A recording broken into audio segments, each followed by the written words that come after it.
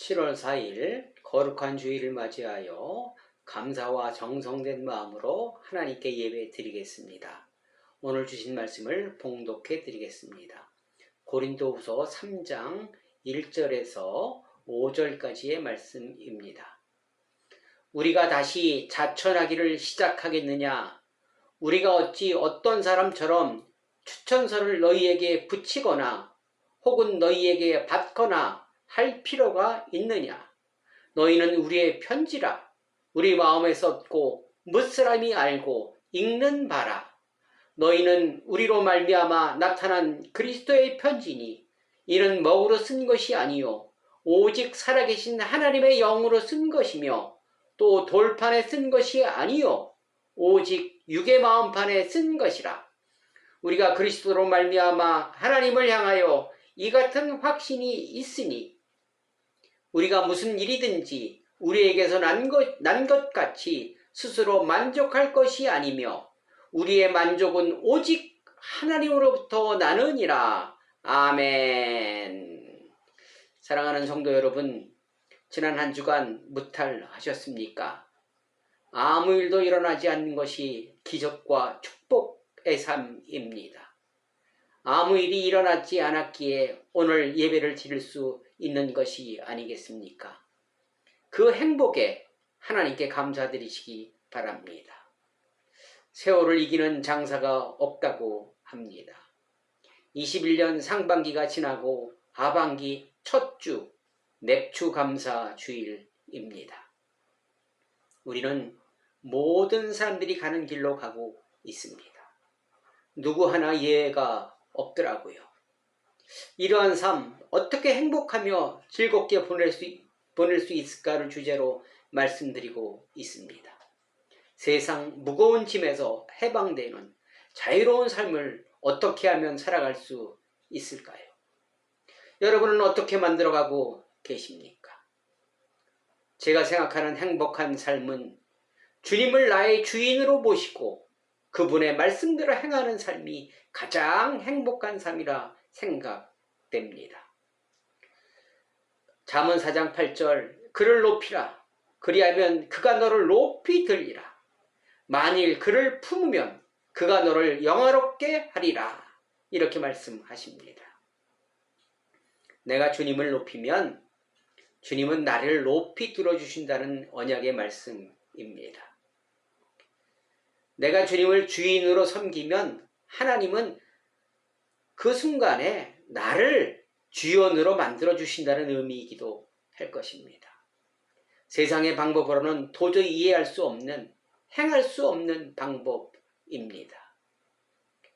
주님을 높이는 삶은 말씀에 순종하는 삶이며 그 순종은 사람에게 보이는 순종이 아닌 오직 하나님이 인정하시는 순종이어야 할 것입니다.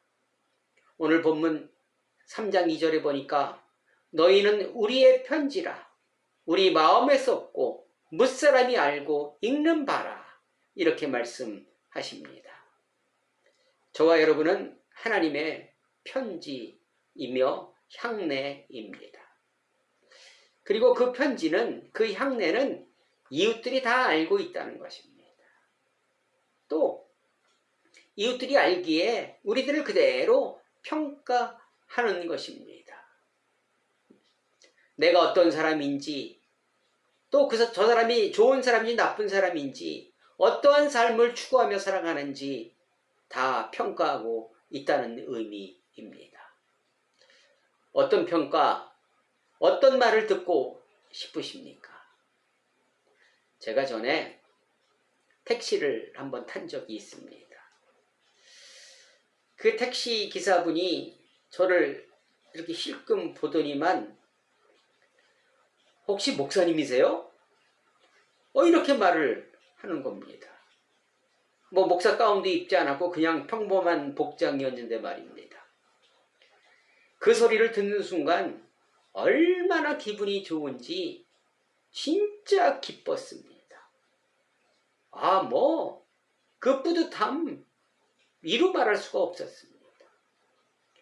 어떻게 하셨어요? 물어보니까 그냥 풍기는 느낌이 그래서요 한번 여쭤봤습니다. 야, 저보다 영적으로 더 밝은 사람이더라고요. 사람의 겉모습은 자신이 생각하고 지향하는 것이 그대로 표현된다고 합니다. 여러분들도 교회 다니면서 또 어떤 교회 모임에 가다 보면 자신의 얼굴에 나는 예수님을 믿는 사람입니다 라고 써붙이고 다니시는 분들을 보셨을 것입니다. 저분은 성령이 충만하네. 얼굴의 온유함과 주님의 모습을 보는 것 같아. 이런 표현, 이런 말을 들을 때 가장 행복하고 즐거운 삶이 될 것입니다. 예레미야서 17장 9절에 보니까 만물보다 거짓되고 힘이 부패한 것은 마음이라. 이렇게 말씀하십니다. 저와 여러분은 원죄를 가지고 있기에 우리의 마음은 늘 주님과 반대로 살아가려고 합니다. 이러한 원죄가 있지만 교육과 배움과 또 하나님을 만남으로 말미암아 그러한 경험을 통해서 주님의 마음으로 서서히 옮겨가는 것입니다. 하루아침에 되는 일이 아니죠. 그리고 또 만만치 않은 일입니다. 결코 쉽지 않은 일입니다. 매일의 삶을 통하여 내 마음에 성령의 힘으로 살아갈 때, 또 성령의 힘으로 써내려갈 때 조금씩 변화되는 것이며 그것이 누적되어 예수 그리스도의 마음을 닮아가는 삶을 살아가는 것입니다. 성령의 힘으로 내 마음에 써내려가는 것이 과연 무엇일까요? 성령의 힘으로 과연 우리는 무엇을 쓰면서 살아갈까요? 첫째로 내 삶의 주인은 내가 아닌 하나님이라는 것을 인정할 때 우리는 성령의 힘으로 살아갈 수 있습니다. 여러분, 욜로라는 말을 들어보셨습니까? 욜로는 인생은 단 한 번뿐의 줄임말입니다. 불확실성한 미래를 걱정하며 대비하기보다 현재 자신의 행복을 중시하며 최대한 즐거움을 누리겠다는 소비지향적 라이프 스타일을 의미하고 있습니다. 내일을 생각하지 않고 오늘, 지금을 외치며 현실을 위하여 살아가는 사람들을 의미하고 있습니다. 미래의 준비보다 오늘에 만족하려 합니다. 내일을 생각하지 않기에 내일이 없는 인생이기도 하지요. 대다수의 사람들이 내 인생은 나의 것이라 생각을 합니다. 그러나 하나님은 그렇게 말씀하지 않으셨습니다. 에베소서 2장 10절에 보니까 우리는 그가 만드신 바라 그리스도 예수 안에서 선한 일을 위하여 지으심을 받은 자니 이 일은 하나님이 전에 예비하사 우리로 그 가운데서 행하게 하려 하심이니라. 이렇게 말씀하십니다. 저와 여러분이 이 세상에 태어난 목적을 정확히 알려주고 있습니다. 우리는 그냥 왔다 가는 시시한 존재가 아니라는 것입니다. 하나님이 명령하신 선한 일을 우리는 해내야 하는 삶을 살아내야 하는 것입니다. 그 말은 무엇입니까? 즉, 내 인생은 나의 것이 아니고 내가 주인이 아니고 하나님이 내 인생의 주인이라는 것입니다. 이것을 인정하기가 참으로 어렵고 오래 걸립니다. 팔은 안으로 굽는다는 말이 있듯이 나에 대한 평가는 후한 편입니다. 스스로 자신의 믿음 생활이 이 정도면 돼, 괜찮다는 평가를 많이 합니다. 하나님의 기준이 아닌 인간의 기준으로 평가하기에 평가 점수가 많이 차이가 나고 있습니다. 내 삶은 나의 것이 아니라는 고백이 선행됐을 때 성령의 붓으로 내 마음판에 쓰여지기 시작하는 것입니다. 사랑하는 성도 여러분, 여러분의 인생은 누구의 것이며 내 삶의 주연은 누구입니까? 이 질문에 어떠한 대답을 하실 수 있습니까? 대답 시간에 얼마나 걸리십니까? 그 고백의 시간이 현재의 신앙 상태일 것입니다. 망설이지 않고 고백하는 저와 여러분 되시기를 주님의 이름으로 축원을 드립니다. 아멘. 둘째로 성령의 붓으로 쓰기 위해서는 내가 할 수 있는 일이 많이 없다는 것을 인정을 해야 합니다. 즉 인간은 한계가 있다는 것입니다.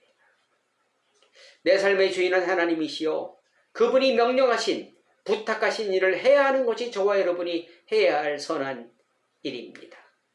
그런데 우리는 내가 해야 할 일이 무엇인지, 언제 해야 할지, 어떻게 해야 할지 모르고 있습니다.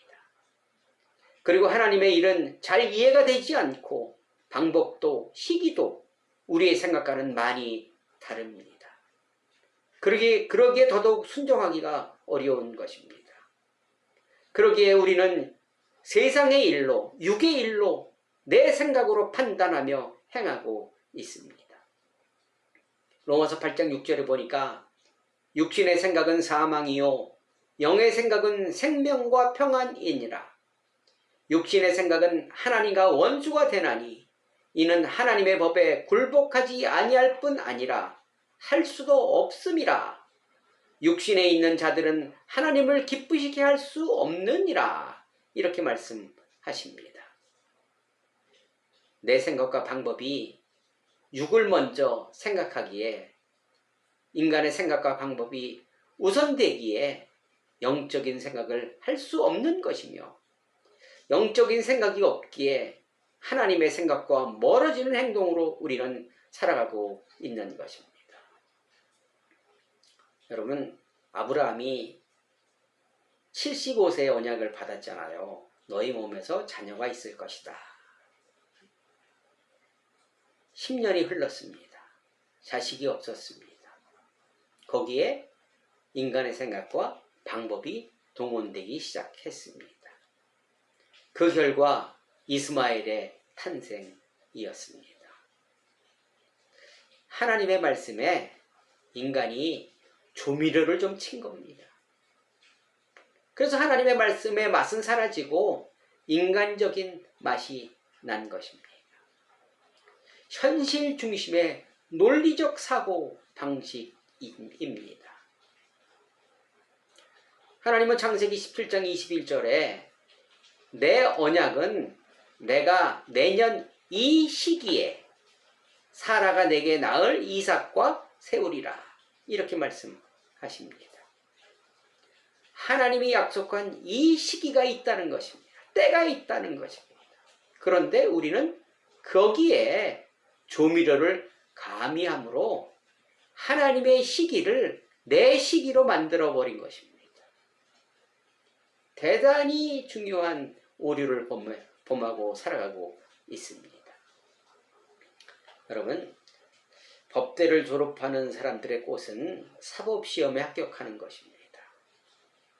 여러분이라면 몇 번째 시험에 합격하고 싶으십니까? 직장의 승진도 마찬가지입니다. 내가 이루고자 하는 목적도 단번에 우리는 이루기를 원하고 있습니다. 내가 스스로 시기를 정해놓고 그 시기에 합격되기를 기도합니다. 그래야 하나님이 살아계신 것입니다. 안 그러면 하나님께 섭섭하고 안 계시고 원망스러운 것입니다. 제가 알고 있는 지인도 어떤 문제로 인하여 고민이 많았던 분입니다. 그는 늘 평소에 성적이 좋았고 공부도 잘했습니다. 아무 일에나 컴퓨터 하면 컴퓨터 못하는 것이 없었습니다. 일명 잘 나가는 엘리트였습니다. 부러울 것이 없었습니다. 오직 한 가지 그의 발목을 잡고 있었습니다. 그 목표를 이루지를 못하고 있는 거예요. 아무리 해도. 자신의 생각과 방법으로 공부하였고 소위 힘써준다는 사람들을 찾아 부탁하기도 하였습니다. 몇 년의 시간이 흘러도 결과는 변하지 않았고 실망한 나머지 포기하였습니다.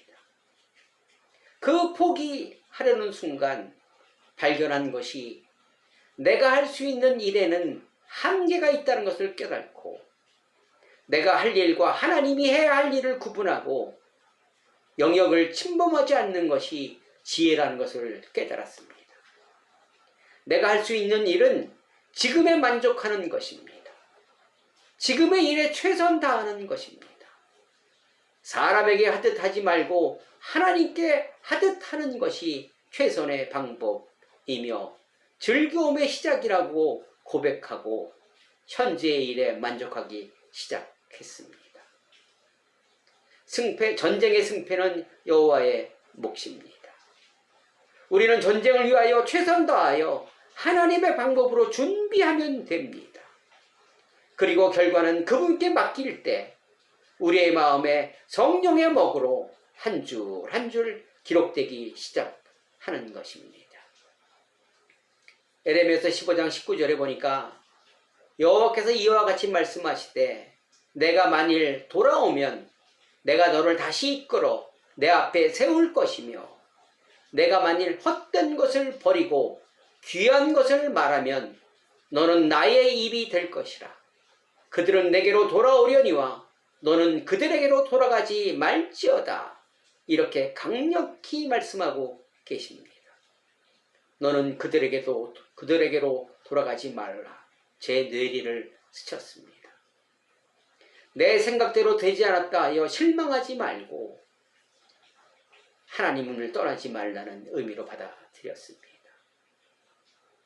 내 뜻을 버리고 하나님께 돌아가면 그분 앞에 설 수 있다는 귀한 언약의 말씀이기도 합니다. 사랑하는 성도 여러분,